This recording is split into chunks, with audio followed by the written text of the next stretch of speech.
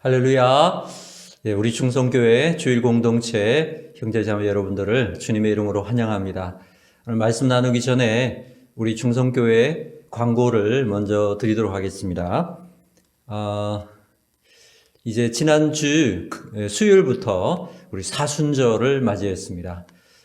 예수님께서 십자가에 고난당하시고 죽으시고 부활하시는 이 모든 과정들을 우리가 믿음으로 따라가 보는 사순절 기간인데요. 충성교회는 사순절 기간 동안에 우리 사랑의 동전 모으기 운동을 하고 있죠.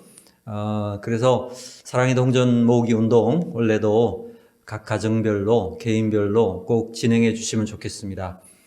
우리가 요즘은 동전 잘 쓰고 있지는 않지만 우리 이웃들을 생각하고 사랑하는 마음으로 예수님의 그 사랑을 함께 나눈다는 그런 마음으로 적극적으로 참여해 주시면 감사하겠습니다. 또한 우리 111 충성 톡방이 있죠. 우리 111 충성 톡톡에 여러분들 많이 호응해 주시면 좋겠습니다. 특별히 코로나로 인해서 여러 가지 어렵고 힘든 상황인데요. 우리가 일주일에 한 명 이상에게 한 번씩은 꼭 연락을 해서 믿음 안에서 서로 믿음의 가족이 되었다는 사실을 확인해주고 격려하는 그런 시간을 꼭 가져주시면 좋겠습니다. 좋은 자료도 올려주시고 또 좋은 피드백도 주시면서 서로 격려할 수 있는 그런 시간 되면 좋겠습니다. 코로나19의 종식을 위해서도 함께 많은 기도해 주시면 감사하겠습니다. 또한 아직까지 예배 드리지 못하고 있는 우리 305기 교육생들 위해서 저들의 영혼이 실망하지 않고 이 고난 속에서 더 주님을 바라할 수 있도록 그들의 믿음을 지켜달라고 또 속히 대면 예배의 기회가 주어질 수 있도록 하나님께서 은혜 베풀어 달라고 이 시간 여러분들께서 기억해 주시고 함께 기도해 주시기를 바랍니다. 우리 흩어져서 예배하는 각 가정에 하나님께서 늘 함께 하시기를 기도합니다.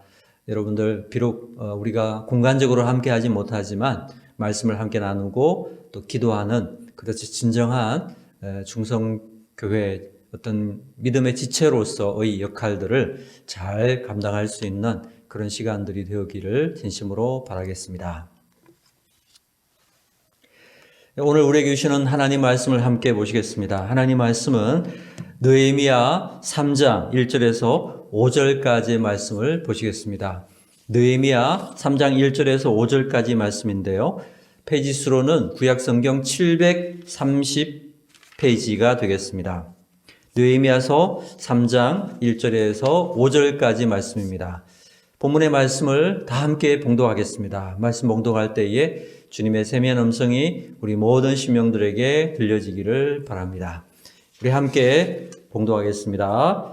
그때에 대제사장 엘리야십이 그의 형제 제사장들과 함께 일어나 양문을 건축하여 성별하고 문짝을 달고 또 성벽을 건축하여 함메아 망대에서부터 하나넬 망대까지 성별하였고 그 다음은 여리고 사람들이 건축하였고 또 그 다음은 이므리의 아들 삭굴이 건축하였으며 어문은 하스나아의 자손들이 건축하여 그 들보를 얹고 문짝을 달고 자물쇠와 빗장을 갖추었고 그 다음은 학고스의 손자 우리아의 아들 무레못이 중수하였고 그 다음은 브세사벨의 손자 베레가의 아들 무술람이 중수하였고 그 다음은 바하나의 아들 사독이 중수하였고 그 다음은 드고아 사람들이 중수하였으나 그 귀족들은 그들의 주인들의 공사를 분담하지 아니하였으며. 아멘. 다 함께 기도드리겠습니다. 사랑의 하나님, 복된 주일 아침을 허락해 주셔서 감사합니다. 이 주일 조용한 시간에 주님의 얼굴을 구하며 주님 앞에 나아갑니다. 주님, 우리가 꼭 들어야 될 말씀을 일러주시고 말씀 속에서 하나님의 진리를 발견하고 그 진리를 우리의 삶 가운데 실천해서 하나님의 능력과 은혜를 삶의 현장 가운데 경험할 수 있도록 인도하여 주시옵소서. 코로나19의 어두운 터널을 잘 지나가게 하시고 하나님 말씀과 기도, 교제 가운데서 우리가 더욱더 서로 격려하고 그래서 힘을 내어서 하나님께서 원하시고 기뻐하시는 사람으로 더욱 빚어가고 깊어지는 복된 시간 되도록 인도하여 주시옵소서. 이 시간 성령님께서 친히 말씀하여 주옵소서. 부족한 종은 십자가 뒤에 감추어 주옵소서. 예수 그리스도 이름으로 간절히 기도하옵나이다. 아멘. 할렐루야. 오늘 복된 주일 아침에 예배하는 우리 모든 충성교회 주일 공동체 여러분, 믿음의 가족 여러분들을 주님의 이름으로 환영하고 축복합니다. 우리 예배를 통해서 하나님께서 우리 모두에게 은혜와 진리로 충만케 하시기를 원하고요. 그 은혜로 주어진 이 한 주도 어떤 상황에 있든지 또 어떠한 관계 속에 있든지 믿음으로 승리하는 저와 여러분 삶 되기를 주님의 이름으로 축원합니다. 우리 옆에 계신 사랑하는 가족들에게 서로 인사하며 축복합시다. 당신을 보니 힘이 납니다. 한번 인사하시기 바랍니다. 당신을 보니 힘이 납니다. 저는 오늘 본문의 말씀 가지고 느헤미야 강의 6번째 시간으로 교회의 생명은 예수 안에서 함께 연결되는 것에 있다라는 제목으로 하나님 말씀 증거하도록 하겠습니다. 우리는 지난 시간에 예루살렘 성벽 재건의 사명을 받은 느헤미야의 실제적인 준비를 살펴보았습니다.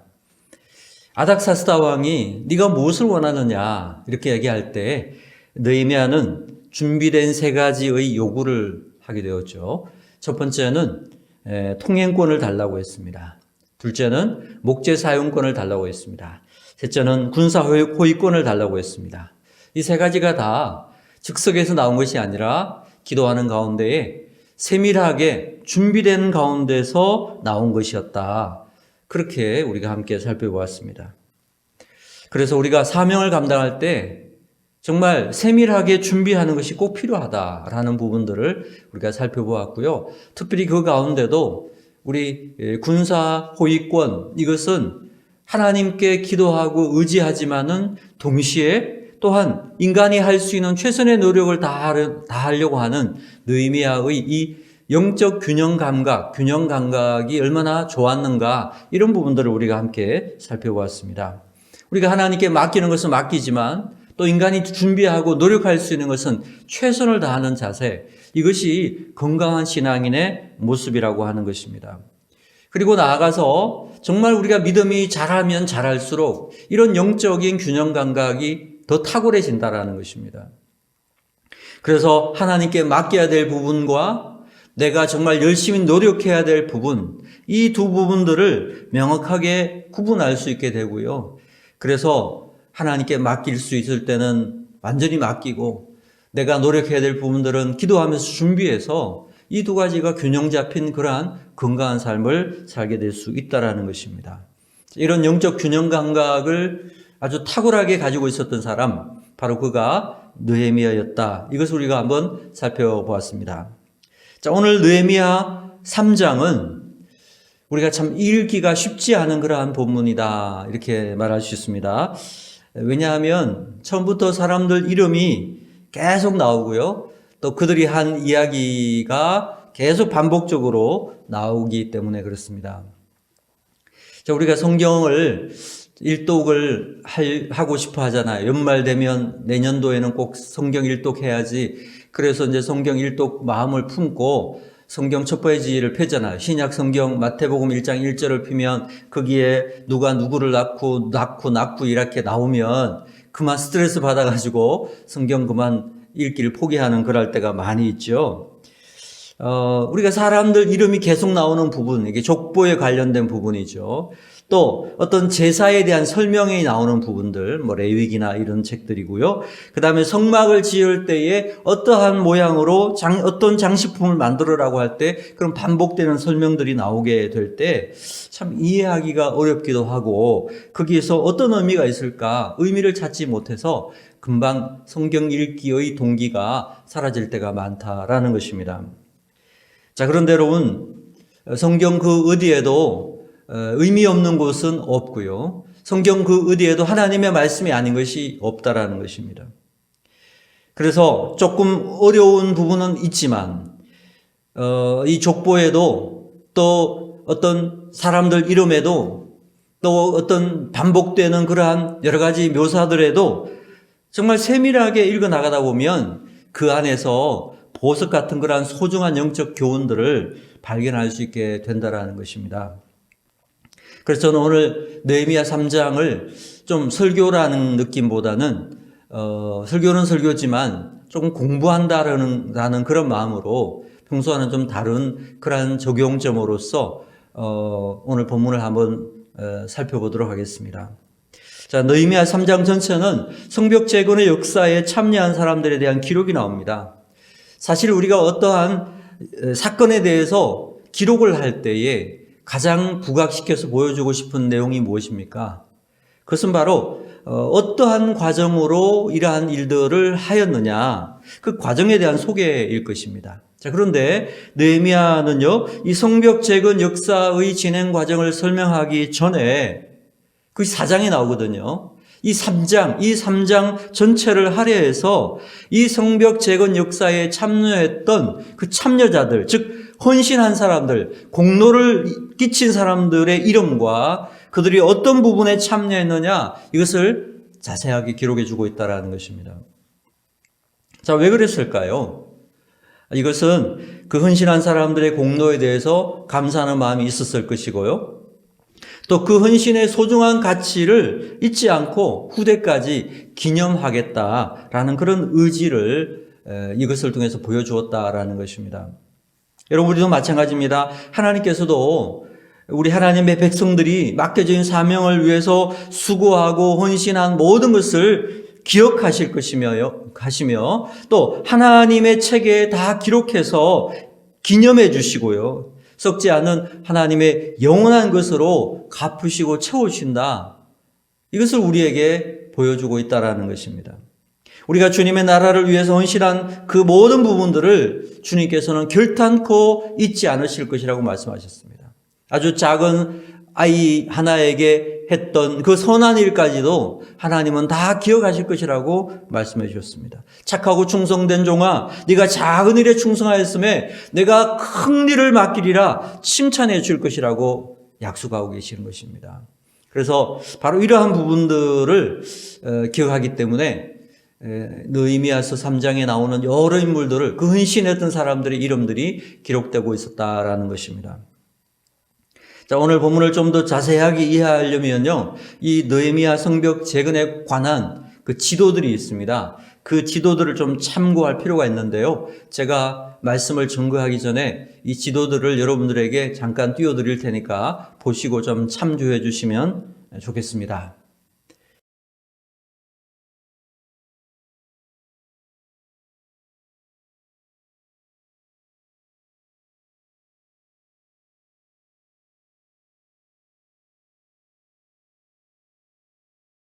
우선 양문을 기준으로 시계 반대 방향으로 성벽 재건에 참여한 사람들을 소개하고 있습니다. 자, 성벽의 전체 둘레가 4.5km 정도 됩니다. 자, 이것을 42개 구역으로 나누었습니다. 그리고 거기에 참여했던 사람들 대표자만 75명이 나오고요. 그리고 동시다발적으로 성전 재건 공사를 했다라는 것입니다. 자, 그래서 1절부터 5절까지는 양문에서 옛문까지의 이 성벽 재건 공사의 공로자들의 명단을 소개해 주고 있습니다. 6절부터 13절까지는 옛문에서부터 분문까지, 여기 분문이라는 것은 우리가 배설물이죠. 성에서 나오는 배설물을 갖다 버리는 그런 문인데요. 이 분문까지의 그 성벽 재건에 참여했던 헌신자들의 이름을 소개해 주고 있습니다. 14절에서 19절까지는 분문에서 군기고 맞은편까지 헌신자들을 소개하고 있고요. 20절에서 32절까지는 군기고에서부터 다시 처음 출발했던 양문까지 성벽 중수에 참여한 명단들을 소개하고 있습니다. 물론 이것을 좀 더 자세하게 나누어서 설명할 수 있으나 여러분들께서 3장 전체를 읽어보시다 보면 누가 어느 지점까지 누가 중수하였는가 이런 것들이 소개되고 있기 때문에 한번 쭉 살펴보면서 전체적인 윤곽을 이해해 주시면 좋겠습니다. 성벽 재건에 대한 소개는요, 양문에서부터 시작됩니다. 성벽 재건이 동시다발로 이루어지긴 했으나 기록하고 시작되는 점을 양문에서부터 하고 있다라는 것입니다. 이 양문이라고 하는 것은요, 그 성벽 중에서, 예루살렘 성벽 중에서 북쪽에 있는 문인데요. 말 그대로 성전에서 가장 가까이 붙어 있는 문으로서요, 제사에 쓸 양이나 염소들을 데리고 들어가는 문이라고 그래서 양문, 쉽게이트라고 합니다. 쉽게이트. 그래서 양문. 자, 이 부분의 공사를 누가 맡았는가? 특별히 대제사장의 가문이 맡았다고 했습니다. 1절을 다시 한번 보시기 바랍니다. 1절 보시면 같이 읽습니다. 시작. 그때에 대제사장 엘리야심이 그의 형제 제사장들과 함께 일어나 양문을 건축하여 성별하고 문짝을 달고 또 성벽을 건축하여 한메아 망대에서부터 하나넬 망대까지 성별하였고. 자, 이 당시에 대제사장은 1차 포로귀환을 주도했던 스룹바벨이라는 사람의 손자 엘리야십이라고 하는 사람이 맡고 있었는데요. 이 대제사장의 가문과 그 제사장들이 바로 이 양문의 성벽 재건을 주도한 그러한 사람들이었다라는 것입니다. 자, 대제사장의 가문은 이스라엘의 리더 역할을 하는 그러한 가문이었다는 것입니다. 그러나 그들은 지시하고 감독하고 그 자리에 가만 앉아 있는 것이 아니라 이 성벽 재건 역사에 제일 앞장서서 참여하는 그러한 모습의 모범을 보여주었다라는 것이죠. 리더라고 하는 것은 섬김의 위치에만 있는 것이 아니라는 것이죠. 먼저 섬기고 솔선수범하고 앞장서는 그런 모습으로 살아가야 사람들이 그를 따르게 된다라는 거죠. 내가 제사장입네, 내가 대제사장입네, 그러고서 폼 잡고 있으면 모든 사람들이 참여해서 일하고 있는 이런 상황에서 사람들이 존경했을까요? 그렇지 않았을 것입니다. 그러나 그들은 손발을 걷어붙이고 가장 중요한 양문을 성벽 재건하는데 헌신하게 됨으로써 모든 백성들로부터 존중받는 그러한 신앙의 명문 가문이 되었다라는 거죠. 또한 양문에서 시작했다라는 것은 무엇을 의미하는가? 이 양문은 성전과 가장 가까운 문으로서 제사에 쓸 양을 데리고 들어가는 문입니다. 자, 이 양문에서부터 성벽 재건 공사가 시작되었다라는 것, 이것은 무엇을 말합니까? 이것은 성도들의 신앙생활에 있어서 우리들이 살아가는 삶에 있어서 가장 중요한 우선순위가 분명해야 된다라는 것이죠. 먼저 그 나라와 그 의를 구하는 그런 믿음이 되어야 된다라는 것입니다. 삶의 중심은 어린 양 되신 예수 그리스도가 우리의 삶의 중심이 되어야 되고 시작이 되어야 된다라는 것을 의미하고 있다라는 것입니다. 양문, 예수님께서 양의 문이라고 그랬죠. 나는 양의 문이다. 바로 그 양문을 말씀하는 거예요. 예수 그리스도로 말미암아 들어가고 예수 그리스도로 말미암아 시작할 수 있는 것, 그것이 가장 중요한 것이다. 그것을 우리들에게 보여주고 있다는 것입니다. 그래서 우리는 한 주의 첫 시간이 되는 첫날에 이 주일날에 예배를 드리는 것입니다. 그리고 우리의 모든 삶의 기도부터 시작하는 것이고 우리의 모든 삶의 우선순위를 예수 그리스도 또 우리의 신앙에 맞춰 살아가게 된다라는 것입니다. 또 한 가지 특이한 부분은요, 1절에서 3절까지는요, 건축했다라는 표현을 쓰고 있습니다. 건축했다. 여러분 1절에서 3절을 다시 보시면 양문을 건축하여 그랬죠. 그리고 또 성벽을 건축하여 그랬죠. 2절을 보면 여리고 사람들이 건축하였고 또 아들 삭굴이 건축했고 또 3절에도 보면은 하스나의 자손들이 건축하였고 이렇게 건축했다라는 표현이 되어 있습니다. 자, 그런데 4절부터 마지막 32절까지는요, 건축했다고 하지 않고요, 중수했다라고 나오고 있습니다. 중수했다. 자, 그래서 4절 보면 학고스의 손자 우리아의 아들 무레못이 중수하였고, 그 다음은 또 중수했고, 계속해서 중수했다라는 표현을 쓰고 있습니다. 자, 여러분, 건축하는 것과 중수하는 것은 무엇이 다르겠습니까? 여기 건축이라는 말은 빌트라는 것입니다. 아무것도 없는 데서 건물을 세우는 것을 빌트라고 합니다. 그런데 중수라고 하는 것은 뭐냐면 영어로 말하면 리페어입니다. 리페어. 수리하는 것입니다. 그래서 건축은 완전히 새로 쌓아 올리는 것이고 이 중수라고 하는 것은 고치는 것이에요. 벽돌이 빠졌으면 그 벽돌을 채워놓고 무너진 게 몇 개가 있으면 거기 다시 올려서 이전에 있던 터에다가 올려 나가는 것, 이것을 중수라고 하는 것이죠. 그러니까 건축이 중수보다는 훨씬 힘든 일이겠죠. 그래서 그 1절에 3절을 보면은 양의 문에서부터 는 건축을 했다는 거예요. 거기 그 성벽 부분은 건축을 했으니까 훨씬 더 힘이 들지 않았을까. 그것들을 제사장들이 감당을 했다. 이런 말씀이 나오고 있습니다. 자, 예루살렘 성벽 전체 길이가 4.5km 정도 되었는데 이 공사를 다 끝내는데 며칠 걸렸느냐? 성경에 보니까 52일 만에 끝났다고 했습니다. 52일. 전체 크기에 비해서 정말 빨리 끝났다 이렇게 볼 수가 있습니다. 어떻게 가능했을까요?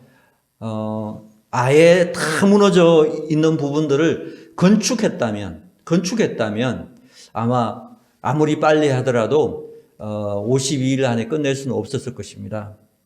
많은 부분은 중수를 했다는 것이죠. 조금 무너진 것들을 다시금 수축해서 다시금 고치는 그런 정도로 해서요. 이 부분들을 52일 만에, 물론 그 중수하는 것도 쉬운 일은 아닙니다. 그러나 열심히 했고 하나님께서 도와주셔서 헌신된 일꾼들을 통해서 부지런히 공사하는 바람에 52일 만에 2달도 안 걸려서 성벽 재건의 모든 공사가 마치게 되었다라는 것입니다. 또한 이 성벽 재건의 역사는 수많은 지역에서 온 다양한 사람들이 참여했다라는 것을 알 수가 있습니다. 2절에 보니까 여리고 사람들이 나오고요. 5절에는 드고와 사람들, 7절에는 기브온 미스바 사람들이 나옵니다. 그리고 13절에는 사노아 사람이 나오고요. 26절에는 느디님 사람이 나오고요. 27절에는 다시 드고와 사람들이 나옵니다. 다양한 출신의 사람들이 공사에 참여했다라는 것을 알 수가 있습니다. 또한 다양한 직업을 가진 사람들이 참여했다라는 것을 알 수 있습니다. 약 15개 정도의 직업이 나오는데요. 어떤 직업이었는가 보면 1절에는 대제사장과 제사장이라는 직업이 나옵니다. 그리고 8절에 보니까 금장색과 향품장사라는 직업이 나옵니다. 이 금장색이라는 것은, 이 장색은 손으로 무엇을 만드는 그런 그 일을 하는 사람이에요.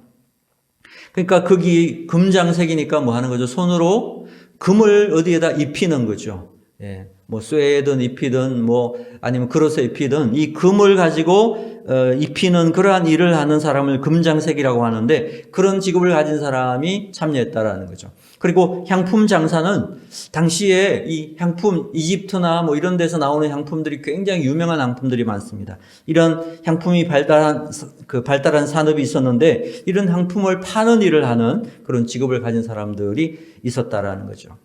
그리고 다음 직업으로는 여러 관리들이 있었다라는 거죠. 9절에 보니까 예루살렘 지방의 절반을 다스리는 그런 관리가 나오고, 또 12절에 보니까 예루살렘 지방 절반을 다스리는 또 다른 관리가 나오고, 14절에 보니까 베닷게렘 지방을 다스리는 그런 관리가 나오고, 15절에 보니까 미스바 지방을 다스리는 관리가 나오고, 16절에 보니까 벳술 지방 절반을 다스리는 그런 관리가 나옵니다. 그리고 17절에 보니까 그일라 지방 절반을 다스리는 관리가 나오고, 18절에 보니까 또 그일라 지방 다스리는 관리가 또 나오고, 19절에 보니까 미스바를 다스리는, 22절에 보니까 평지에 사는 제사장들, 또 28절에 보니까 제사장 나오고, 31절에 보니까 금장색 나오고요, 32절에 보니까 금장색과 상인들, 아주 다양한 직업을 가진 사람들이 참여했다. 이 성벽 재건 공사에 참여했다라는 것입니다. 금장색이나 상인들 같은 경우에는 뭐 가지고 있는 여호와에 대한 신앙, 하나님에 대한 신앙이 있으니까 참여한 것도 있었겠으나, 우리가 또 생각해 보면 성벽을 재건하고 예루살렘 성이 안정이 되면 주위에 많은 사람들이 왕래할 거 아닙니까? 그러면 자기가 거기에서 장사도 할 수 있으니까 뭐 그런 것까지 생각을 해서 더 적극적으로 참여하지 않았을까, 이렇게 하면 예측돼 볼 수 있을 것 같습니다. 여러 지역에서 여러 직업을 가진 사람들이 함께 참여해서 큰 역사를 이룬 것이 바로 느헤미야의 성벽 재건 역사였다라는 것입니다. 교회도 마찬가지가 아닐까요? 여러분, 우리 교회도 보면 구성원들이 고향이 다르죠? 배경이 다 다르죠? 성향이 다르죠? 우리가 처해 있는 상황이 다 다르죠? 자, 그런데 그래도 불구하고 하나님의 사명을 위해서 함께 마음을 모으는 곳, 하나님의 사명을 위해서 함께 일하는 곳, 바로 그것이 교회라는 것이죠. 교회의 속성이 바로 이러한 다양성에서 나온다라는 것입니다. 우리가 다 다르지만 주님의 일을 함께하고 있다라는 것, 이것 하나만큼은 확실한 공통점이 있다라는 거죠. 얼마나 감사한 일인지 모르겠습니다. 자, 그리고 아주 독특한 구절이 하나가 나옵니다. 12절입니다. 12절은 다 같이 보시겠습니다. 자, 12절 같이 읽겠습니다. 시작. 그 다음은 예루살렘 지방 절반을 다스리는 할로헤스의 아들 살룸과 그의 딸들이 중수하였고, 딸들이 중수하였다라는 표현입니다. 굉장히 독특한 구절입니다. 지금까지는 아들들, 즉 남자들이 참여했다라고 나오는데 여기에는 딸들이 중수에 참여했다 이렇게 밝히고 있다라는 것입니다. 당시 어떤 여성들의 역할이나 위치를 바라볼 때에 지금보다는 훨씬 더 그런 소외되어 있는 그런 약자라고 볼 수가 있습니다. 그런데 이러한 딸들이 여기에 참여했다라는 것을 왜 밝히고 있을까? 그럼 왜 밝히고 있는 것 같습니까? 바로 하나님의 사역에는 남녀의 구별이 없다라는 것입니다. 하나님의 일에는 남녀의 구별이 있을 수 없는 것입니다. 모두가 다 평등하게 누구든지 하나님의 일에 참여할 수 있음을 보여주고 있다라는 것입니다. 여러분, 예수님 당시에 예수님 주위에서 헌신했던 사람들 중에 우리 예수님의 12제자도 있지만 보이지 않는 곳에서 얼마나 뜨겁게 헌신했던 많은 여인들이 있었다는 것을 우리는 기억하고 있지요. 예수님의 모친 마리아도 그렇고요. 수산나도 그렇고요. 베다니 마리아도 있었고요. 막달라 마리아도 있었고요. 또 요한나도 있었고요. 정말 그들이 자신의 모든 것을 헌신해서 시간과 물질을 헌신해서 자신의 손길을 헌신해서 묵묵히 뒷바라지했던 것, 그분들이 다 여성들이었다라는 거죠. 여성들이었다. 또 초대교회에서도 보면 여성들의 역할이 아주 컸죠. 교회들을 개척할 때 그 여성들이 앞장서서 교회를 개척해주는 그러한 일들이 많이 있었다라는 것이죠. 오늘날에도 교회에서 이 여성들의 리더십이 없다면 교회가 제대로 세워지지 않을 수 있을 것입니다. 오늘 본문에 여기 보면 여성들의 역할은 짧았지만 굉장히 중요한 그러한 상징적인 의미가 우리에게 있고요. 오늘날에도 하나님의 일에는 남녀의 구별이 없다. 누구나 하나님의 일에 참여할 수 있고 헌신할 수 있다는 것을 우리에게 보여주는 참 귀한 말씀이라고 생각합니다. 또 한 가지 관심을 가지게 되는 부분이 20절입니다. 20절도 다 같이 한번 봉독해 보겠습니다. 같이 읽겠습니다. 시작. 그 다음은 삽배의 아들 바룩이 한 부분을 힘써 중수하여 성구비에서부터 대제사장 엘리야십의 집문에 이르렀고, 여기 바룩이라는 사람이 중수했을 때에 어떻게 중수했다고 했습니까? 힘써 중수했다. 이것을 강조해주고 있다는 것입니다. 지금까지는 그냥 중수했고 이렇게 표현을 했는데 이 20절에 와서 바룩이 중수한 것은 힘써 중수했다 이렇게 강조하고 있다는 거죠. 힘써라는 말, 여기 힘써라는 말 히브리어로 보니까 똑같은 의미를 가지고 있는 것이 질투하다 이런 의미가 있습니다. 여러분, 질투라는 것, 질투를 하면 어떻습니까? 뭔가에 질투하면 거기에서 열정이 나오죠. 사람이 질투하는 이유는 뭐냐면 열정이 있기 때문이에요. 누군가를 질투하도록 밉다는 것은 거기에 대한 열정이 아직 있다라는 거죠. 열정이 사라지면 질투도 없어진다라는 겁니다. 그래서 마음이 뜨거워지는 거, 이런 것들을 질투라고 하는데 여기 힘써라는 말은 정말 열정적으로 뜨겁게 힘써 일했다 이런 의미가 있다라는 것입니다. 본문에 바룩이 왜 열심을 내었는지에 대해서 설명은 하고 있지 않습니다. 그러나 중요한 것은 그가 다른 모든 사람들보다 더욱 열심히 힘써 성벽 재건 역사에 참여를 했다라는 것입니다. 이것이 중요한 것입니다. 그 열심을 성경에 기록해가지고 지금까지도 우리가 읽고 있고 도전받고 있는, 그래서 힘써 일하는 사람의 모델이 되고 있는 사람, 그 사람이 바룩 아닙니까? 이 바룩의 열심히 우리가 도전을 받을 필요가 있다라는 거죠. 자, 반대적으로 5절을 보시기 바랍니다. 5절. 힘써 중수한 사람이 있는 반면에 불충성한 사람도 있었다. 5절을 같이 읽겠습니다. 시작.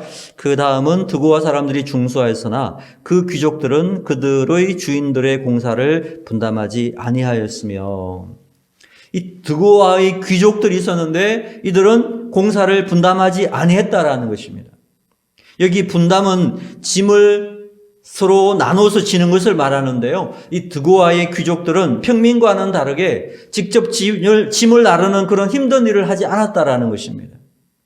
그들은 성벽 재건 공사에 참여는 했지만 힘든 일은 하지 않았다는 거예요.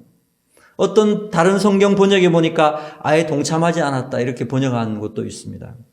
그러니까 바룩과 같이 정말 힘써 공사에 참여하는 사람이 있었던 반면에 드고와의 귀족들처럼 대면하면서 충성하지 않은 그런 사람들도 있었다라는 것입니다.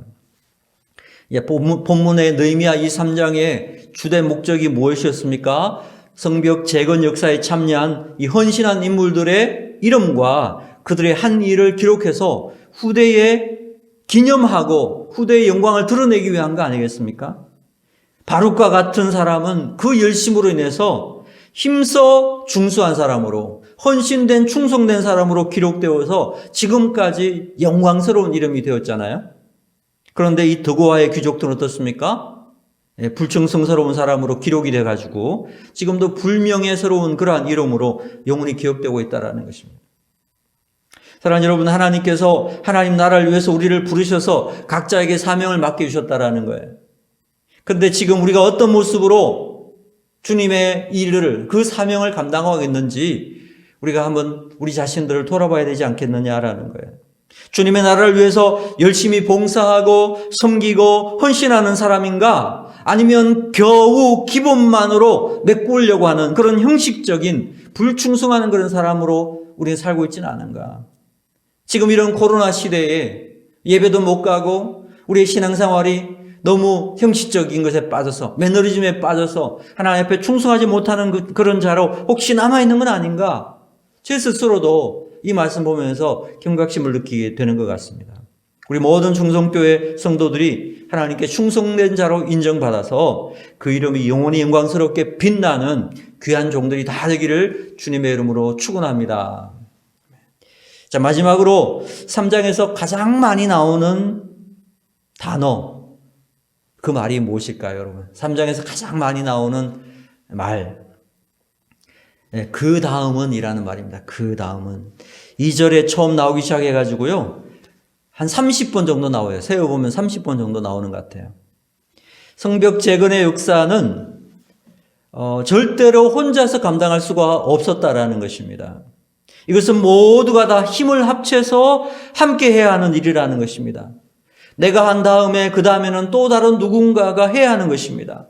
우리 세대가 이 일을 감당했다면 다음 세대에는 다음 세대가 계속해서 이 일을 감당해야 되는, 그래서 우리의 그 다음 세대가 해야 되는 연결되는 일이라는 거죠. 이렇게 우리는 서로 연결되어 있고 또 연결되어 나가야 되는 존재라는 사실을 이 다음이라는 말을 통해서 우리가 이해할 수 있는 거예요. 양해문에서 시작해가지고 분문을 통해가지고 그 다음에 샘문을 통해가지고 다시 양해문으로 연결되는 이러한 전체적인 과정들이 하나에 연결되어서 성벽 재건의 공사를 완성하게 된 것처럼 우리들도 서로 연결되어서 하나의 큰 하나님의 나라를 이루는 놀라운 일을 이루게 된다라는 것입니다. 저는 이 성벽 재건의 모습을 보면서 신약 성경에 나오는 에베소서 2장 20절에서 22절 말씀을 떠올리게 되었습니다. 에베소서 2장 20절에서 22절을 보니까 이렇게 기록하고 있습니다. 너희는 사도들과 선지자들의 터 위에 세우심을 입은 자라. 그리스도 예수께서 친히 모퉁이돌이 되셨느니라. 예수님께서 우리의 모퉁이돌이 되셨다. 예수님께서 양의 문이 되셨다. 양문이 되셨다. 거기서부터 시작하는 것이다. 이렇게 말씀하고 있죠. 그 안에서 건물마다 서로 연결하여 주 안에서 성전이 되어가고 너희도 성령 안에서 하나님이 거하실 처소가 되기 위하여 그리스도 예수 안에서 함께 지어서 가느니라. 느헤미야 3장의 본문 말씀과 이 에베소서 2장 이 말씀은 너무 잘 어울리는 그런 내용인 것 같아요. 마치 하나의 교회를 설명해 주는 그러한 내용이라고 생각합니다. 우리는 하나님의 성전을 짓는 사람들이고요. 하나님의 성전을 함께 이루는 사람들이고요. 이것은 우리 혼자서 하는 것이 아니라, 나 혼자서 하는 게 아니라 함께 지어져 가고 있는, 함께 이 일을 연결해서 하는 사람들이다라는 것입니다. 자, 이 모퉁이 돌은 누구냐? 바로 예수 그리스도라는 것입니다. 예수 그리스도를 기준해서 우리가 함께, 또 내가 한 곳을 지으면 그 다음 사람은 다른 것을 짓고 그 다음 사람은 또 다른 것을 짓고 이렇게 해서 우리 모두가 다 함께 지어져서 결국은 처음 시작했던 모퉁이돌까지 모두가 다 연결되는, 양의 문에서 출발해서 다시 양의 문까지 연결되어 가는 그러한 모든 연결되는 것, 바로 이것이 교회라고 하는 것의 속성이요 비밀이라는 것입니다. 그래서 교회 공동체는 생명이 무엇인 줄 아십니까? 교회 공동체의 생명은 예수 그리스도를 중심으로 함께 지어져 가는, 서로 연결되는 데 생명이 있다라는 거예요. 서로 연결되어져 가는 것, 거기에 교회의 생명이 있는 것입니다. 코로나19가 비록 우리 자주 대면하여 보지 못하도록 방해하고 있지만 생명력이 강한 교회일수록, 헌신된 교회일수록 더욱더 친밀해지고 더욱더 단단하게 연결될 수 있다는 것이에요. 예수 그리스도 안에서 거룩한 믿음의 교제 안에서 서로 사랑 안에서 한마음 한뜻이 되는 아름다운 연결이 일어날 수 있게 된다는 것입니다. 하나님의 사명을 위해서 하나님께서 맡겨주신 귀한 일들을 함께 나누고 감당할 수 있는 그러한 아름다운 연합의 공동체, 교회가 된다는 것입니다. 저는 우리 교회가 이 느헤미야의 성벽 재건의 역사에 모두 참여해서 그 다음 서로 연결됐던 것처럼 우리 충성교회 모든 지체들이 전국으로 흩어진다 하더라도 우리 모든 믿음의 경찰관들이 예수 그리스도 안에서 연결되는 아름다운 복된 교회 공동체가 되기를 주님의 이름으로 축원합니다. 자, 이렇게 해서 52일 만에 성벽 재건 역사가 완성이 되었습니다. 6장 15절에서 16절에 보니까 성벽 역사가 52일 만인 엘룰월 25일에 끝남에 우리의 모든 대적과 주위에 있는 이방 족속들이 이를 듣고 다 두려워하여 크게 낙담하였으니 그들이 우리 하나님께서 이 역사를 이루신 줄 알미니라.